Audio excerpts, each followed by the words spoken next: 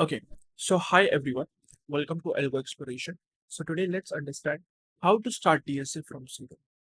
Most people don't fail in DSA because it is difficult. They fail because nobody clearly tells them where to start. So what usually happens is this: they open YouTube, watch one playlist, and someone suggests another resources. Then they start solving problems from different topics. And 2 or 3 weeks, everything starts feeling confusing. At that point, many students start thinking maybe DSA is not for me. But the truth is, the problem is not DSA. The problem is starting without any direction.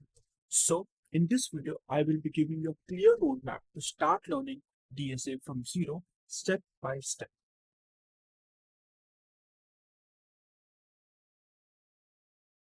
So, before we begin the roadmap, let me clarify one important thing. You don't need 5 problems daily. You don't need 10 different resources. And you definitely don't need to study 3 hours every day in the beginning. Most beginners fail because they try to do too much at early stage. DSA is not a speed competition. It is a thinking skill, and thinkings improve step by step. So instead of focusing on how fast you can finish a topic, focus on building clarity in each topic. Because once your foundation becomes stronger, learning advanced topics becomes much easier. And when your foundation is weak, even a simple problem start feeling difficult.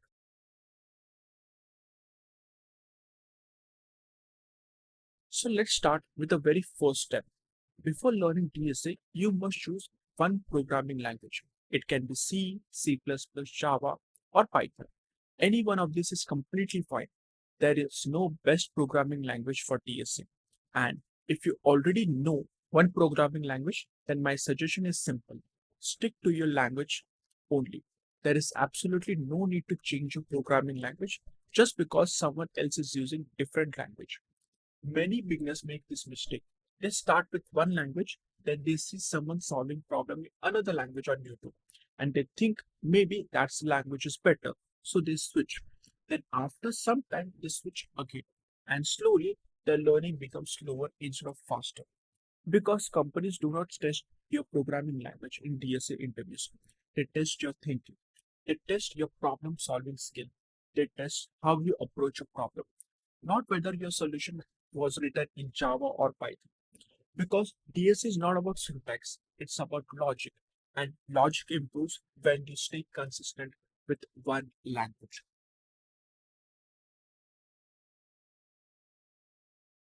Now, this is where many students make their biggest mistake.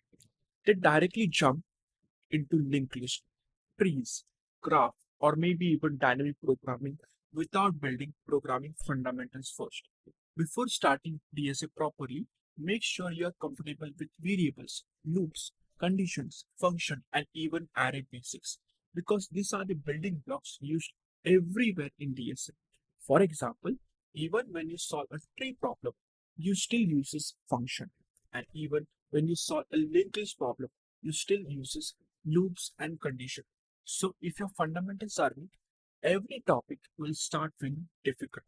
And one more important topic you should understand early is time complexity. Because time complexity helps you to decide whether your solution is efficient or not. Strong fundamentals makes DSA learning much more smoother.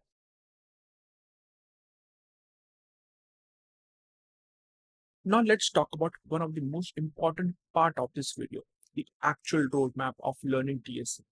Usually students think DSA means solving problems on platform like LeetCode or Coursera, but this is the only half of the journey, that the second half. In reality, DSA learning happens in stages. First, you learn how the data structure works. Then you learn the techniques to solve problems using them. And finally, apply optimization pattern to solve real interview level questions. If you skip the first stage and directly jump to the problem solving, then the DSA will feel confusing.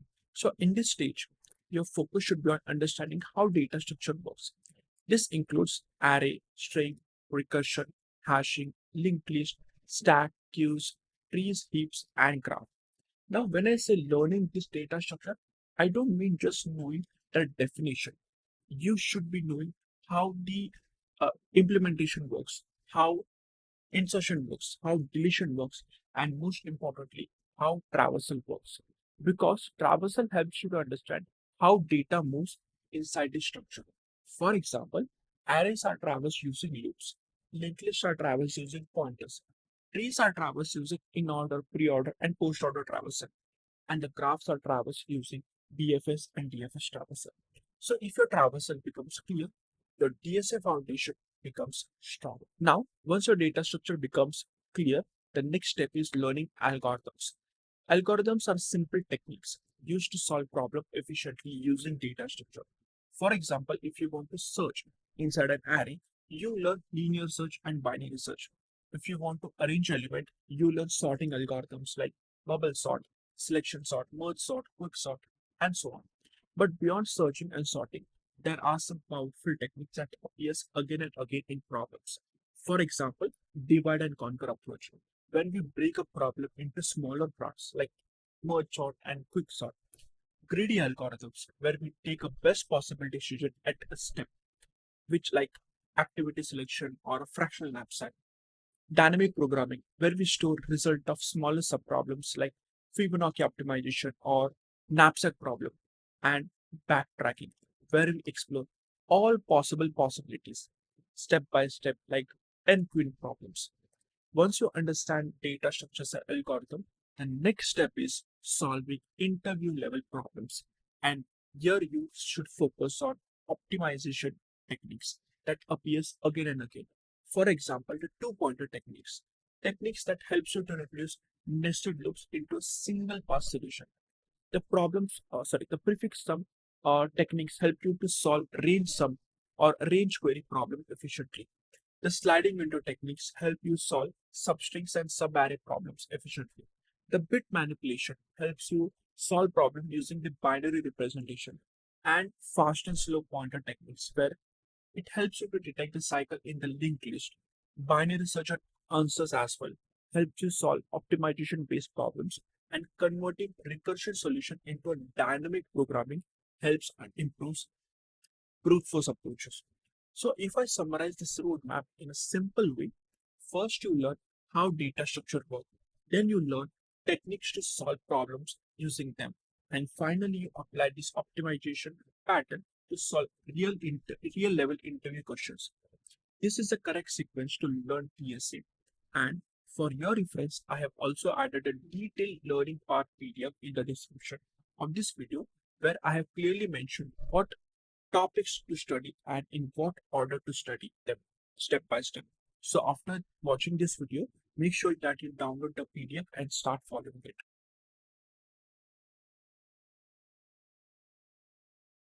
One of the most important questions students ask when they start learning DSA is how many problems they should solve daily.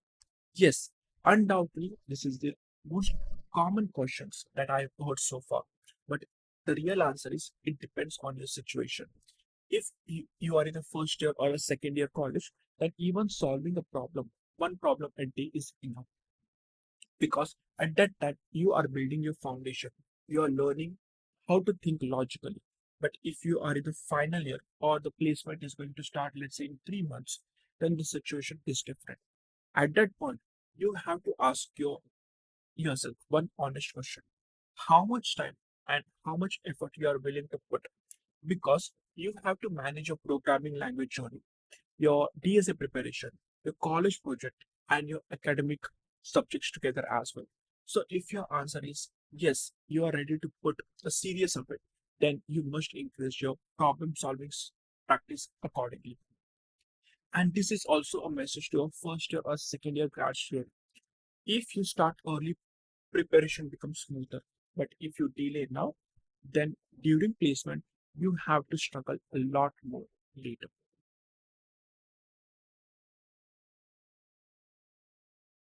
Now let's talk about something that every student faces while learning DSA, and that is stuck on problems.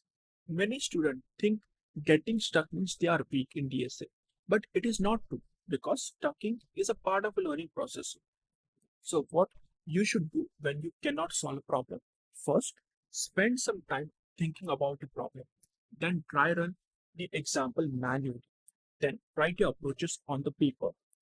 And only after trying this step should you look for the help. Let me tell you what I personally used to do.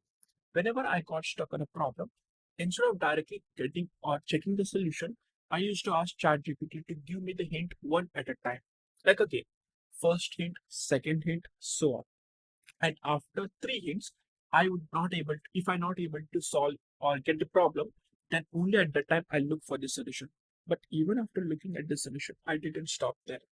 I close the solution tab and then solve the same problem again myself, because at that point I have got the idea. Now I needed to build a logic on my own.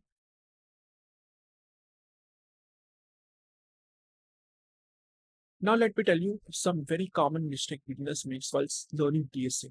The first mistake is switching topics too fast. Many students start array today, and tomorrow they jump to the trees, and the next day they move to the graph. And this creates confusion because lesser topics are connected to each other. The second mistake is switching resources again and again. Some students start with one playlist, then someone suggests another sheet, and then they move to the another YouTube channel.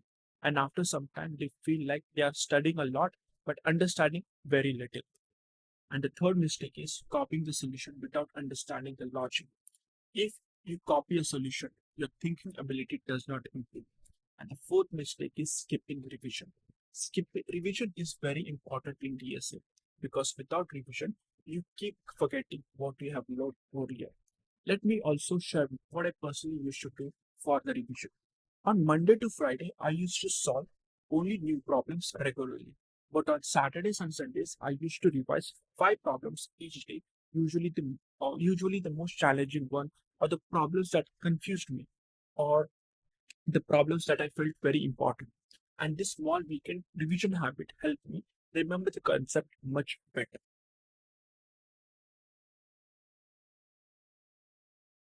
So, if you're starting DSA from zero, choose one programming language, build strong foundation, follow the correct topic order, solve problems regularly, and most importantly, revise what you have learned.